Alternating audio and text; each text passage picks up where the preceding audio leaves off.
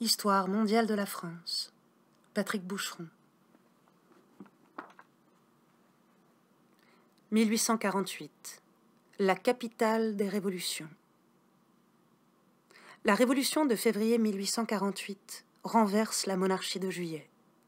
En quelques semaines, l'Europe se couvre de barricades, l'esclavage est aboli aux colonies, et les revendications démocratiques et sociales se font entendre en Asie et en Amérique du Sud.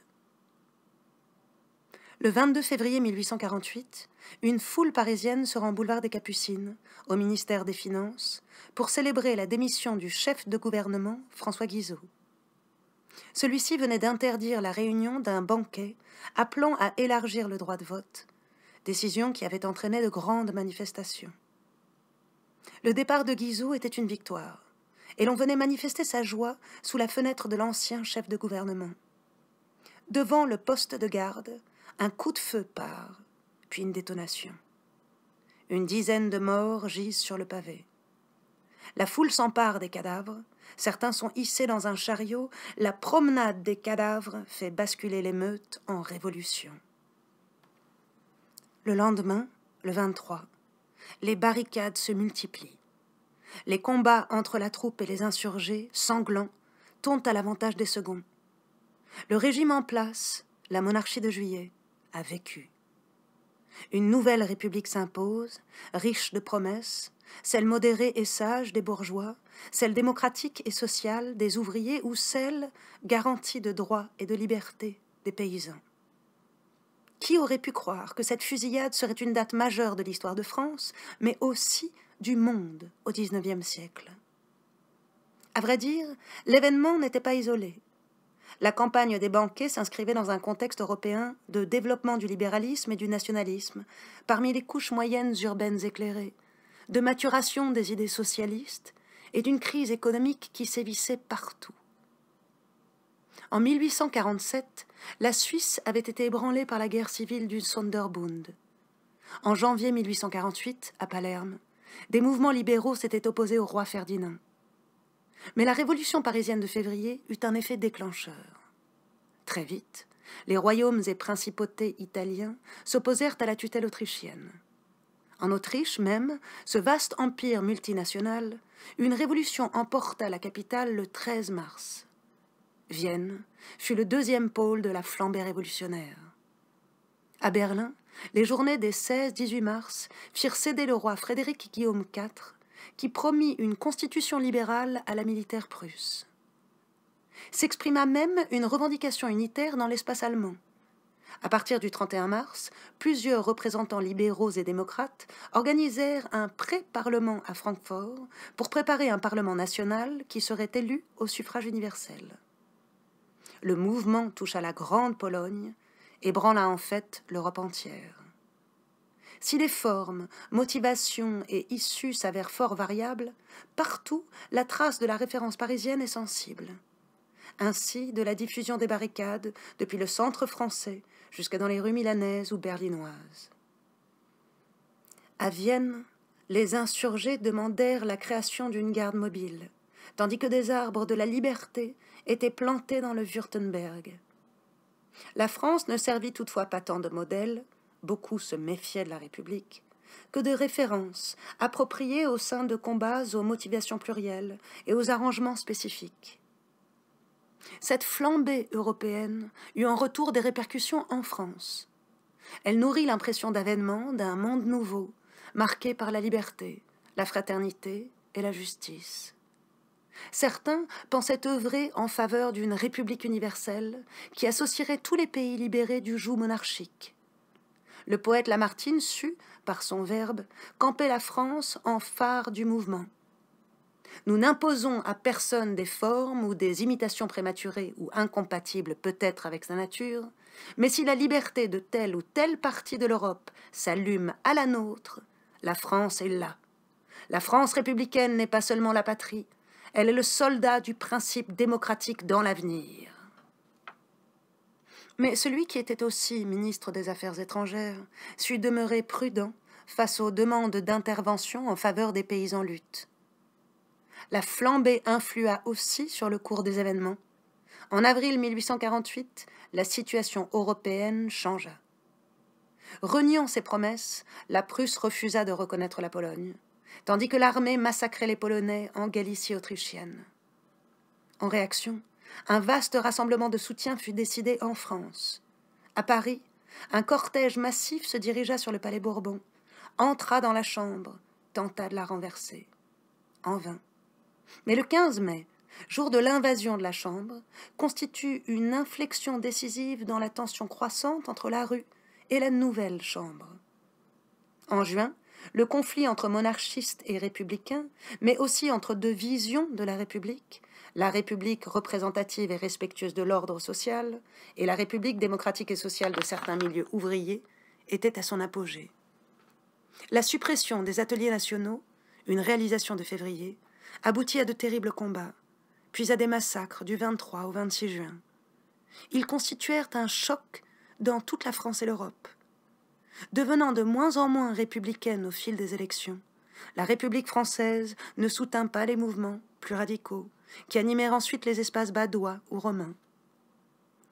C'est que les devenirs révolutionnaires n'évoluent pas au même rythme, alors que la réaction, elle aussi transnationale, s'impose peu à peu. Mais l'action, avec ce jeu d'influences croisées, ne se déroule pas seulement à l'ouest de la péninsule eurasiatique. Comme en toute révolution, les scènes et les sources d'impulsion sont multiples. On les retrouve, selon une imbrication un peu plus lâche, dans les espaces coloniaux. Dans l'élan généreux de février, parfois qualifié à tort d'illusion lyrique, le gouvernement provisoire décréta le 27 avril l'abolition de l'esclavage et envoya des commissaires pour en assurer l'application. Informés de l'abolition par des navires anglais, les esclaves ne les avaient pas attendus. Sous la pression des révoltes, la liberté avait été proclamée le 23 mai 1848 en Martinique, le 27 en Guadeloupe. La Guyane dut attendre le 10 août, la Réunion le 20 décembre. En définitive, l'abolition de l'esclavage, en incluant aussi les communes du Sénégal et les établissements français de l'Inde, libéra plus de 250 000 esclaves qui purent participer au vote des représentants des colonies à l'Assemblée nationale.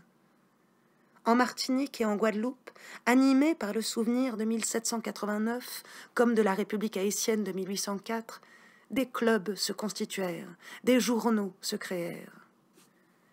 Les élections au suffrage universel furent très suivies.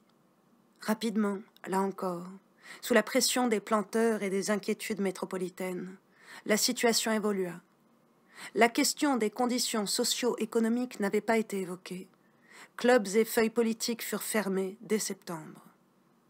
Plus tard, la Constitution du 4 novembre 1848 déclara que si les colonies et l'Algérie étaient des éléments du territoire français, elles étaient soumises à une loi particulière. La loi du 15 mars 1849 réduisit le nombre de leurs représentants. Plusieurs de ces dispositions permettaient d'exclure ceux qui ne jouissaient pas des droits civils au Sénégal, les musulmans, ou de mettre un terme à la représentation des comptoirs indiens.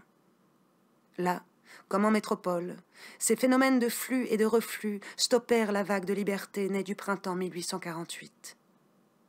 Mais ils ne sont pas pour autant un retour à la situation antérieure. En Europe, les principaux pays du continent ne pouvaient plus nier la force de l'aspiration nationale, et les régimes durent mener des politiques mêlant libéralisme et autoritarisme. Dans les colonies, malgré la dureté des conditions de vie, l'esclavage était aboli, et un immense espoir était soulevé, qui allait rester dans les mémoires et animer les combats à venir. L'onde de choc porta cependant au-delà encore, ce qui explique que l'on puisse parler d'une date mondiale. À l'échelle globale, les mouvements d'opposition ou de conflit, bien qu'ils interviennent dans des contextes fort différents, sont bien sûr très nombreux. Certains surent profiter des événements européens, en particulier ceux qui concernaient la France, pour appuyer leur opposition. Si le Royaume-Uni put, comme cela a été souvent répété, échapper à la vague révolutionnaire du continent, ce ne fut pas le cas pour son empire. À Ceylan, l'actuel Sri Lanka, le baptiste radical Christopher Eliot prit la chute de Louis-Philippe comme référence pour les populations locales dans sa lutte contre les nouveaux systèmes d'imposition.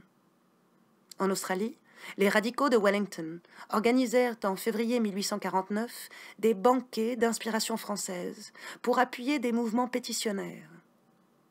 Ces usages sont certes rhétoriques, mais ils témoignent de la force culturelle et politique dont pouvaient se doter ces événements de 1848. Les impacts purent être plus marquants, comme dans les républiques latino-américaines, issues des révolutions du début du siècle. En Colombie, après l'arrivée des libéraux radicaux au pouvoir en 1849, des ateliers industriels, inspirés des ateliers nationaux de Louis Blanc, furent établis. Plus tard, lors de l'insurrection militaire de 1854, certains groupes, identifiables à leur ruban rouge, se revendiquèrent d'une république des artisans, inspirée des idéaux démocratiques et sociaux français et de la mémoire bolivarienne. Au Chili, en 1850, fut créée à Santiago la Société de l'égalité, nourrie par ces mêmes idéaux.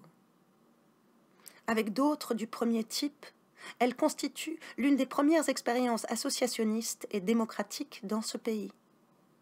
Plus largement, selon des circuits certes fort divers, les événements de 1848 influencèrent la diffusion des idées radicales et sociales. Il ne faut pas s'y tromper. Il s'agit là encore plus d'emprunts, réalisés chaque fois selon les enjeux locaux et des inflexions de sens parfois significatives. Mais le poids de la source française est patent. Ainsi, les événements des années 1848-1850 sont-ils bien d'ampleur globale? S'il est difficile de faire de la France son seul point d'origine, il est clair que les luttes ayant suivi la fusillade du boulevard des Capucines ont pesé puissamment sur les manières de vivre et de comprendre. Il rappelle que si la France est un pôle majeur à cette échelle, elle n'est qu'un pôle parmi d'autres, mais elle est bien la capitale des révolutions. Quentin Deluermoz.